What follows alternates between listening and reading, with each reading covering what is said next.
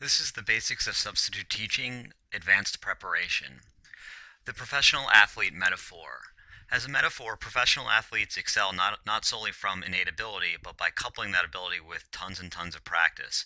Professional athletes have seen nearly everything that will happen to them in a competition before and know exactly how to respond. Don't force yourself to think on the fly. When you come mentally unprepared for your class, you force yourself to think on the fly. Rather than being able to weigh pros and cons and avoid emotion in an untimed environment, now you'll have to make split-second decisions while a class full of judgmental students watches you for a mistake. Whenever possible, don't force yourself to think on the fly.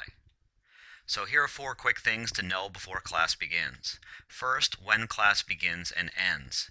It may be simple, but it's critical. Students will often try to end the class early, resulting in reduced work performance and behavior problems. One thing that students consistently try to do with substitutes, and regular teachers as well, frankly, is end the class early. They'll literally pack up their things and stand by the door and say class is almost over.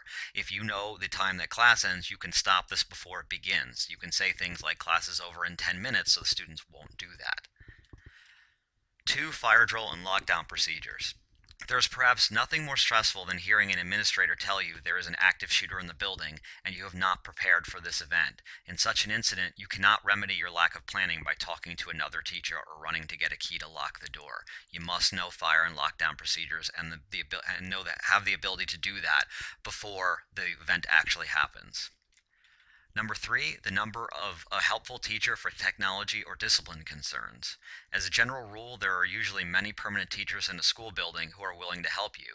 You need to know the number of someone who is free. Searching to find it can mean the difference between getting through a PowerPoint presentation and just totally not being able to do your lesson, or a minor misbehavior problem being solved and one getting completely out of hand.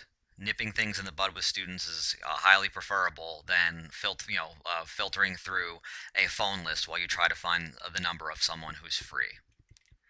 And lastly, bathroom and nurse rules and placement. Especially in middle and high school, students try to test substitute teachers' inexperience or lack of knowledge about school rules. Knowing the rules and placement of the bathroom will help you check that phenomenon. For example, if you decide to let a student go to the nurse, you can proactively state, I know the nurse is right down the hallway, and we'll sign your pass. I expect the pass back, and we'll check the time you arrived and left when you come back. And so, in summary, know in advance. 1, when class begins and ends. 2, fire drill and lockdown procedures. 3, the number of a helpful teacher for technology or discipline concerns. And 4, bathroom and nurse rules and placement.